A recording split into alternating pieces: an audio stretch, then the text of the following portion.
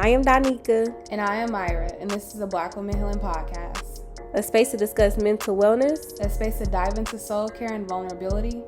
Here, we will support you on your journey as you focus on your healing, while also giving you the work along the way. Welcome to Black Women Healing Podcast. Y'all, it's official. We are an Amazon affiliate, and it's only right because our Let's Heal book is offered on Amazon. If you haven't already checked it out, go ahead and click the link in our description and check it out. Help us support you while we support us, while we all support each other, if you know what I'm saying. All right, y'all, check it out. Hey, y'all, we are back with another episode of Black Women Healing Podcast. As usual, we have a very special guest on, but before we jump in, we need to talk about a random discussion question because I think we forgot to the last few episodes. Oh. Yeah, I think we forgot. So, this is not really a discussion question, but more so a question of, have you ever watched something and the end had you like, what the fuck did I just watch? Because I watched something this weekend and it was a really good show, but I was like, what did I just watch? I don't know if y'all, it just came out on Netflix. It's called Lady Across the Street Watching the Girl Through the Window or something like that. And it's supposed to be a comedy, but it's like a psychological thriller at the same time. And I went to rewatched it, started rewatching. I'm like, what the hell am I watching? So that's my question to y'all. I mean, I know I literally last night, I just seen the preview of that and I was like, what is this? Yes. I literally I think I laughed because I was like, what? And then like the little background picture is like her drinking like there's a big old glass of wine or something like that. I was just like, what did I just look at? And I only seen the preview. So I resonate with that. But something I'm thinking of, another movie I'm thinking of is, it's called like The Girl on the Train. Have you all ever seen that? It's kind of like what'd you say? I haven't, but I feel like I've heard of the actual movie, but I have not. I don't think I've seen it.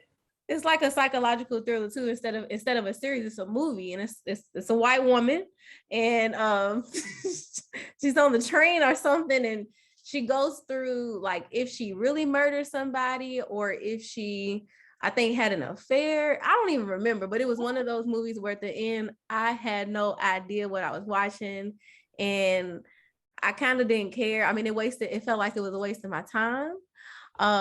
But interesting, these white girls for mine is on the train, yours is across the street, but it's pretty interesting. What about you, Sasha? No, I mean, lately I've been trying to catch some Netflix shows, and a lot of the Netflix movies I watch that are like by Netflix, I find myself, going, what like this could have been better, or, what was this? So some of the more like TV shows and stuff like that, I like the Cobra Kai's and all of that. I've been like, oh, this is pretty good. But some of the movies I've been feeling like they've been a little bootleg, like, and I'm not feeling that because usually Netflix was on point, but now I'm like looking at the other spots like Hulu and all of them. They've been coming out with or Apple TV been coming out with some bangers. Yeah. Well, I'm gonna hand it over to Donika to introduce our guest today. Oh, and that was a good one, Myra. That was a good one. Thank you for the random discussion. So today, y'all, we have a special guest, Sasha Nicole, and today we're going to be talking about Black women experiencing postpartum depression. But before we get into it, we like a nice introduction. So for moms who feel stuck and stagnant in life, Sasha Nicole teaches how to feel more confident and courageous through various courses, motivational videos, coaching, and keynote speeches. As a mental health advocate in the wellness industry for over 10 years, who not only survives severe postpartum depression and thrives with a mental health illness, it is her mission to assist others in living a healed and whole life while honing in on what truly makes you happy. So as you can see, you all, like, we have a guest today who has some personal experience and professional experience. And so we are excited to have you, Sasha. How are you doing today? I'm good. I'm excited to be here. So thank you for having me. That is great to hear. So we're going to jump right into it. So what is your mission with your brand and nonprofit, and how do the two correlate? So the mission for my brand, Fearless Influence, is essentially, as you so eloquently stated, for who I am in terms of helping moms, helping women who, are feeling stuck, who feel like they want to heal, but they don't know how, who don't know how to share their story authentically, or don't know how to be transparent about what they're going through. And so Fearless Influence is all about motivation, it's all about motherhood, it's all about mental health.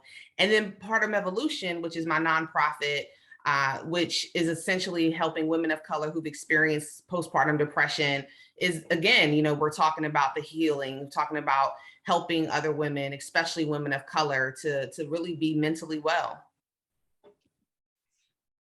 Nice. Okay, I just want to clarify. So I heard Fearless Influence, and then you said it's another piece, another component too?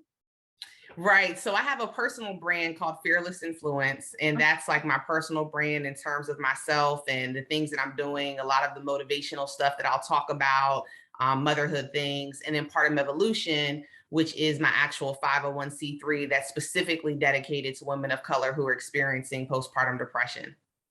Can you spell the name of the nonprofit so we can make sure we're sharing it with folks and get it correct? Absolutely. So it's Postpartum, Partum, Evolution, Evolution. And it's the same for social media and website, amzn.to. Perfect. And I'll be sure to make sure that you all get this information. I'm just making sure I write it out myself so I don't get confused. But I do want to ask the difference between postpartum and postpartum depression. I hear people getting that confused. And now myself, I'm postpartum 4 weeks now. And so even with myself, I was like, I'm getting kind of confused. Y'all are confusing me. From my understanding, postpartum is a period, and postpartum depression is something different. So can you break down the difference and also the signs of postpartum depression? Absolutely. So as you mentioned, like, you're 4 weeks postpartum. So typically 4 week postpartum is that period. It's literally right after childbirth. And usually right after childbirth, what you might go through is called the baby blues. And so during that time, it's usually about anywhere from 2 to 4 weeks, you might experience the baby blues. And so one of those things to distinguish baby blues and postpartum depression is the timeline. Baby blues only last about 2 to 4 weeks. And then also the symptoms. And so the symptoms of having baby blues, you're usually maybe a little bit irritable, you might be fatigued, you might feel sad, and you're not sure why, but it's temporary. It usually starts to dissipate and go away. And then with postpartum depression, it usually lasts anywhere from several months to well over a year. It's much more severe. A lot of the symptoms could include you being aggressive, extremely stressed, feelings of detachment from the baby. You might even also have feelings where you don't want anyone to actually touch or be near the baby. So it could be the opposite of feeling detached. And so those are usually the things to look for in terms of symptoms, but then also in terms of timeline. So if 4 weeks have gone by and you're still having these feelings of sadness, you're still having these feelings of irritability, you're not sure where the emotion and things are coming from, you're typically starting to head into the postpartum depression phase. I'm curious. This is not a question that, we sent to you, but I'm curious if there's any way to help prevent the baby blues or the postpartum depression period. So it's something that they're still definitely studying to see. So for example, women who are already prone, like who have anxiety and depression, are usually prone to actually experience postpartum depression because they're already struggling with depression in general.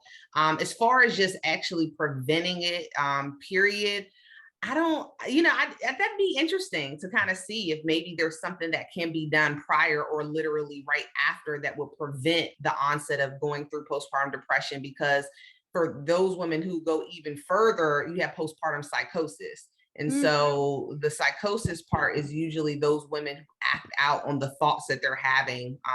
So for me, I had thoughts of killing my child, but I didn't act out on it. And so usually you go to psychosis state, that's when you usually may act out on it.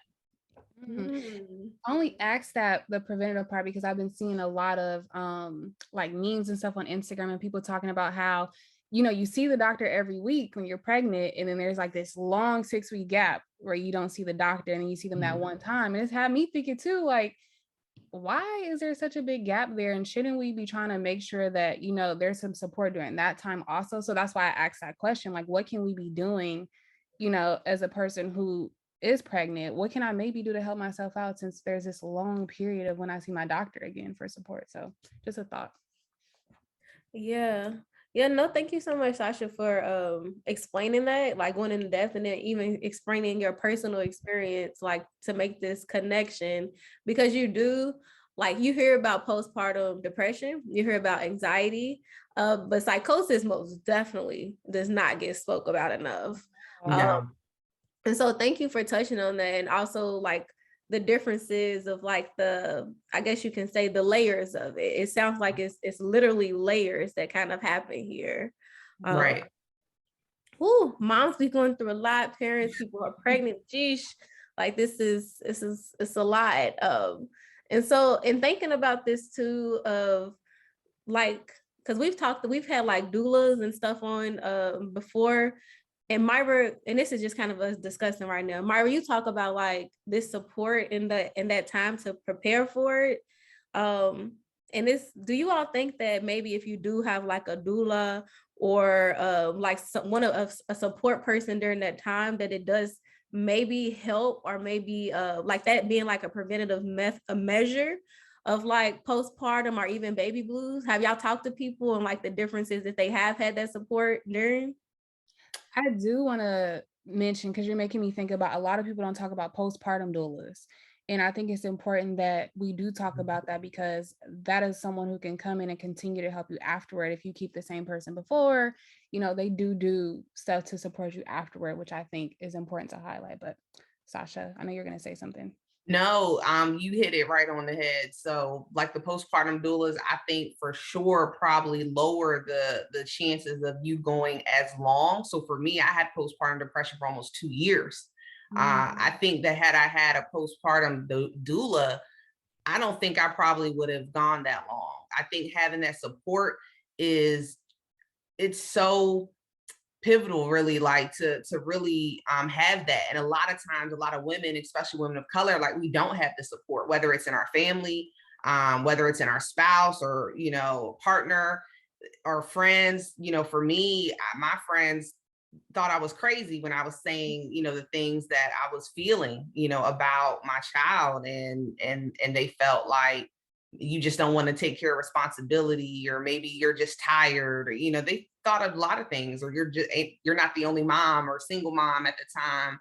And that was what my family would say. So it's the support, I think, is inevitable to help not only prevent, but to help like you not go as far as a lot of times women may go, especially when they get to the depressive state or even psychosis state. Maybe that could be a huge preventative measure from getting there. Yeah. Thank you for talking about that. What are some ways that one can check in with friends during their postpartum period that you feel like would be helpful? So I think kind of like just piggyback off of what I had just mentioned, when we're talking to our friends, I think a lot of times like we get into this, it's not the word, I'm not looking for the word like competition or anything, but we start to measure out, if how someone feels is sufficient enough in terms of like, well, you shouldn't feel that way, or it's not that big of a deal, or why do you feel this way? And we measure like almost like if how you feel is greater than maybe how someone else feel, or do you have it as bad as somebody else, right? And so I think for our friendships, like we have to really be there to not only show up, because showing up and maybe going to your friend's house and saying, hey, I can sit with you, is there something you need help with? I mean, offering support like that is tremendous. It's so helpful, because when you're going through that phase, you're not thinking about or doing some of the things that you might do prior. So to have somebody who's just there to support you, I mean, to just do the dishes, like sometimes it's just helpful. But then also, like more than anything, listening and really showing up in that way, being there to, if someone is expressing, I'm having these thoughts, really look at, how can you help them with the resources or the support, the help that they need, instead of dismissing it. Because a lot of times, as we mentioned, from all the things that we see going on, people will cry out for help and it'll be dismissed. And then when the action occurs, it's, well, I can't believe that they felt that way or that they did that. And it's more than often, people are saying, hey, I'm having these feelings, or hey, I'm feeling down. And it's just, oh, pick yourself back up, you'll be fine. And it doesn't always work that way. So I think just listening and showing up are two big things that we can do to support our friends, during the time in the postpartum. Yeah, I think for me, I'll add in, because I'm during that period. I think the first thing would be gentle with your words, because I've had people tell me things I should do as opposed to ask me if I can do that. Like, for example, telling me maybe you should formula feed at night so you can get more sleep. Don't tell me what to do. It's nice to be thoughtful about what you suggest. And I think also, thinking about the wording that you use again, because I'm typically the strong friend. I've had friends tell me like, oh, I'm pretty sure you're making sure you get self-care. And I'm actually not. I'm exhausted. So being thoughtful about, what you're saying in regards to how the friend may be taking care of themselves. And also just showing up. Like for me, it's been kind of annoying for people to be like, is there anything I can do? I don't know. If you come over and maybe bring me food. I was just about to say that, Myra, like just Dishes. do it. Yeah, okay. Yeah, and that's been like the hardest thing for me, because it's like, I don't know what you could do. Maybe if you came over and figured out what you could do, I could tell you from there. So I think just, being a little bit more mindful about, the person that the friend probably was before this period versus now, because they're not the same person. So just thinking about how you can be more mindful of that. That's great. Yeah. Yeah. No, like same. Literally, I was gonna say, and I was gonna ask. I mean, both of you all, just like, what do you all think about people who just kind of, just do, like, meaning you said like wash the dishes, like, is that because and I understand it depends on the person, but like, would that be offensive if someone came over your house and just like start helping cleaning up, right? With the mom be like, oh no, like, and then that's the whole thing. But it sounds like it's better off to try than not, right? To just sit there in it. Like that's the better choice, to not do anything, right? And you often, like, your friend, like sometimes, like how you just said, you may just need to just sit there. And sit and not do nothing. And then you might be that friend where, like, oh, she would really appreciate if I did this. Like, I think oftentimes we know what our friends might enjoy more than the other or need more than the other. And then, like you said, just trying, just asking, like, hey, do you want me to do that? Do you need help with that? And 9 times out of 10 during that stage, I think the mom is going to be like, you know what, girl, typically I wouldn't have you touch my dishes, but you can go ahead and wash them jumps today. That's like a nap. Yes. Right. Okay. So I know you kind of touched on it a little bit about your personal experience, Sasha, but what would you say during that time for you, postpartum depression? What would you say were three things that you learned about yourself? I think like one of the first things that I learned was that I was much stronger than I thought. Going through that experience and like I felt detached. I knew I was detached and I wanted to be. I wanted to have that feeling that moms talk about that you see in the movies and they're like, oh, this was the best thing that ever happened to me. And I feel love that I've never felt before. But I didn't have that feeling. And I wanted to have that experience. But in going through postpartum and having thoughts of wanting to harm her and not, like, it made me realize that I'm definitely stronger than I thought I was, especially going through some of those things alone. And I think oftentimes like we forget about the strength that we actually do have. And so that was one of the things. And then second, like even through that experience, like I would criticize myself so bad for not having those feelings, for not having that experience. But I'd criticize the fact, oh, I wish I didn't have a C-section. I wish I could have had a vaginal birth. Like we start to criticize so many different things, but realizing that through all of that, like I'm a good mom. Like I've done the best that I can. I've showed up in every way that I can. Like, so that was something that I learned about myself, that, you know what, like you are a good mother, regardless of your experience.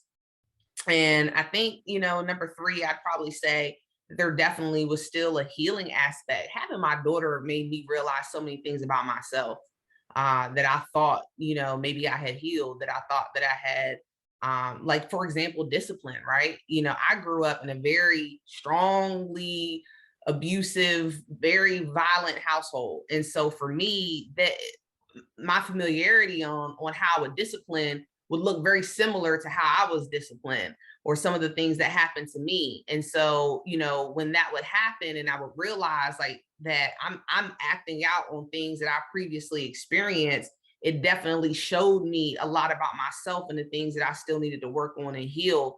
And that was definitely a blessing, because it definitely helped just give me more patience. To help me, just really realize and look at things and heal from them more. And that was something that was that I think that I learned during that time.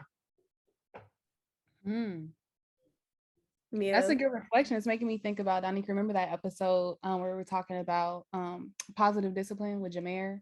oh And talking yeah, about how when she had her daughter, she was beginning to reflect a lot more on how she was raised and how she wants to raise her daughter. So I really resonate with that. And I feel like that's been like a thread we've continued to talk about. Maybe that needs to be a side episode. yeah, no, for sure. I think that, you know, not even necessarily the whole like through the dark times there's light, and to say it like that, but and you know, I think we learn things about ourselves through our tough times sometimes, right? So like interesting hearing you talking about like, you know, you said like this comparison piece, right? You talked about criticism, really recognizing like some of the thoughts you were having about that, your strength, like pouring out like you had to pull it from somewhere, like, and you did it, right? And also like, I mean, look what you're doing now. So I just love to like bring out that point too, of like sometimes we learn through these tough times. But so getting to this present moment of where you are now, what are some of the programming that you will be offering to women of color? And how does your nonprofit help women of color in general? So there's a lot of things that we're definitely working on. I just got the 501c3 last year, so I'm super excited about that. Before it was just operating more as a resource and support and working on different programming. But now that I have the 501c3, it's an official nonprofit, and I'm just super excited to go into these programs. So one of the things that I want to do is offer safe spaces, safe curated experiences where moms can come in and quarterly, and we can talk about the different experiences that they're having or the thoughts that they're having, and they can feel like they have a safe space to do that and not be afraid, to express themselves. Definitely, there are programs being developed for various age groups of moms. So even for the younger moms, they're, want to team up with some of the schools who have the mother programs where I can come in and do different classes, parenting classes, talk about motherhood, talk about postpartum depression, answer any questions, and provide resources to the younger moms out here. Because a lot of times we see with our young mothers, different generations, and you see different things and their different needs. And so definitely want to cater to some of the needs that I'm seeing for a lot of the younger moms out here, as well as the older moms who might not need those same things. And so one of the other programs is offering pre and after assistance to birth. So kind of how we talked about the postpartum doula or the pre-doula, offering more doula assistance to people of mothers of color who need that, because a lot of times, we can't afford to hire someone to do those things. So really want to provide some funding to be able to do that. And then also collaborating hopefully with different agencies or developing some sort of program where we can offer people who can come and sit with new moms to provide the support within the home or someone to talk to as a peer support. So these are just some of the programs that, we're working on, as well as I'm finalizing a documentary. I've been working on this documentary for a few years. I went around the country filming different women of color who experience postpartum, as well as some organizations to really share their story and talk about it. And so my hope is that this documentary will be done this year. And I'm really looking forward to having that out, so it can also serve as a resource for women to look at when they need it. Please, when that comes out, share with us so we can share it, because we would love to support that. Absolutely. Yes, this is beautiful. Just hearing you talk about this, like how you're turning like your personal experience to like a huge resource for a community, to like now a whole like nonprofit that is going to be able to help people worldwide. I think that's absolutely amazing. So thank you. I have one more question. It's just sparked in my brain because I just thought about this. So when it comes to postpartum depression, let's say you are having thoughts, right, of harming your child or doing anything like that, where does social services come in? Do you, do you like in experiences like that, does the system work with postpartum moms who are going through that, or like is that something that is another reason why women don't speak up, right? And people who are Yeah, so for me, one of my biggest fears on why I didn't tell anyone in the very beginning that I was having those thoughts is because my immediate thought was that social services was going to come take her, that the doctor was going to report out that I said this. But it's not necessarily how it works with postpartum. So Okay. typically when you're having those thoughts, if you share them with your doctor, the timing where I believe social services starts to really come in is in the psychosis stage. If a doctor is starting to get the gist that, okay, this is not just baby blues, this is not just maybe a slight case of postpartum depression, this is actually much further than that, this is where you're probably going to see some services start to get involved, because they'll be concerned for the child. Will the child be harmed? But I think we have to be more careful in terms of not being afraid to share what's going on in our experience so that we can get the help that we need. The problem is that there always isn't a lot of care that offers the help that we need. So for me, when I finally did express something, the first thing was, well, here's some Zoloft. Well, I didn't ask for that. I didn't want to just go ahead and take a antidepressant right off the bat. Especially, I was breastfeeding at the time. You know, how does that? And there was no explanation. Well, how does that impact the baby? Like, what does that mean if I'm on this antidepressant? Like, usually antidepressants have to be in your system for at least 3 weeks, you know, to even start to work. So many different things that wasn't answered for me. But when we have like more of that support and we share more of those experiences, you know, it does lead to greater help, greater cause. But in the very beginning, when you're expressing those things, no, they're not going to just be like, oh, I'm about to call social services, and it doesn't work like that. It definitely takes a lot more into it for it to go to that level. That's a really good question. I'm happy you asked that. Yeah, no, thank you so much, Sasha, for answering that too. That's just something I'm thinking here. I'm like, that could also be of a fear. But also what you're saying and encouraging those like women is to, you know, say something, you know, like if there's plenty of other women sharing the same experiences, and like when you don't share and disclose that, then you're not going to get the support as well. Absolutely. Yeah, it was definitely a huge fear of mine. So it's a great question. Yeah. As we wrap up, I want to ask if you have any takeaways for our listeners. I would just say, you know, be gentle, as you mentioned earlier, like being gentle with yourself, like understanding that, you know, however you may be feeling or however the thoughts that you may be feeling, it doesn't make you a bad person. It doesn't make you a bad mother. It definitely, there are, as you mentioned, Danica, like other women out there who are going through the same experience as you, and just being willing to share that experience, or not being afraid to talk about it is just something that I just want to reiterate. And that there are resources and support for women, you know, who look like you, because at the time there wasn't resources for women who look like me. And so there are more resources out here, reach for them. I'm definitely a resource as well. So I'd say, you know, those would be my takeaways. Thank you for that. And thank you for joining us today. We look forward to your documentary. Thank you. Thank you for having me. I really appreciate you all's time, and I'm looking forward to sharing it. And thank you again. Of course. So I hope y'all enjoyed that episode. Since, you know, I'm 4 weeks postpartum, I probably got way more resources than Danica has to share. So I'll kick it off and she can share after, because I feel like I'm in the trenches right now. So first off, my coworker who will be on one of the episodes, her name is Velma. She put me together a self-care box, which I was like, wow, so sweet. Everybody's sending me all this baby shit.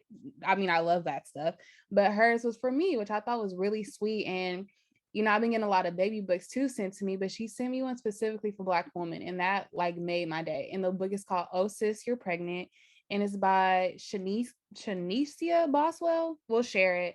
But anyway, it's a really good book. It talks about during pregnancy, adoption, if you decide to go that route, after pregnancy, all those things. And I love that it's by a Black woman, because I feel like you don't really see that. So I'm really thankful for that.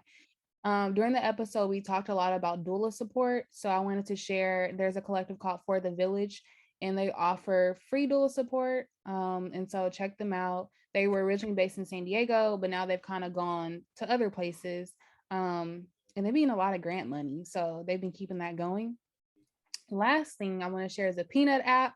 It's like Tinder for pregnant women or women with babies. And it's really cool because you swipe left if you like the person's profile, or you swipe right if you want to connect with the person. And it's so cool. I met like my pregnant BFF on there.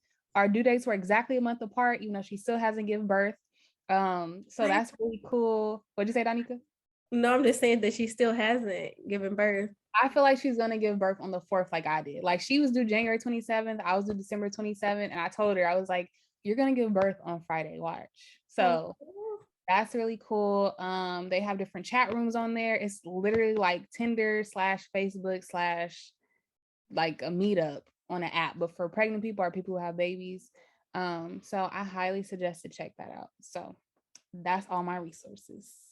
I love those resources, and I most definitely have never heard of them. Like, y'all plug in. So for me, like, I mean, I just enjoy like hearing about this because I do feel like it's something that's not talked about enough. And then just being on the opposite side, like I've been having friends who've had children since I was 12. It sounds strange, but like one of my friends, she had a child when she was like 13, 14. And like a lot of times I just been there, like, and felt like I never really knew what to do. And so I think it's nice just to talk about like what also people who are, the people around you, what they can do as well. Cause I think a lot of times we don't know, and a lot of times we either just sit there, or we feel like we're scared to ask questions, just because we're not experiencing the same thing. And so it's nice to like talk about this and to hear from the other side too, like your personal experience with this, and like it's real. So I mean, I would say that is really my encouragement to everybody as well. Just like, listen to this and apply it. Don't just listen, apply it. Because we can be better to our friends and loved ones and community, not even if it's not like your super close friend, like we can be better to the folks who are pregnant and the people who do have children. So that's pretty much my little takeaway. I gotta shout out my friend Tony because I know she listens to the podcast, but I just gotta shout her out because she literally has been there since day one. When I first went out, I was pregnant. She's dropped me off food. When I got closer to me being pregnant, always checking my location to make sure I'm okay. Not the location. Once I gave birth, the person that whenever I need something from CVS, Target, whatever, I literally will say I need it at 4:00, and by 4:15, it's here at my house. So I definitely have to shout her out. And then whenever I'm like, oh, I don't feel like driving, drive me to the places. So definitely want to shout her out. Yes, come on, Tony.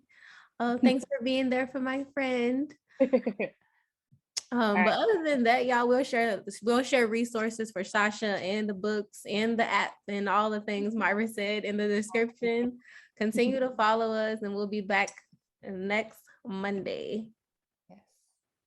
So y'all, we have to shout out our friends over at Fiverr. We are officially a Fiverr affiliate, and I love Fiverr because you can literally go to them for any type of project you might want to work on, whether it be if you need a new logo, you need help with the resume, you need help with social media, they help you over there. So go ahead and check out our friends over at Fiverr. That's 5ERR. So 5 with 2 R's at the end.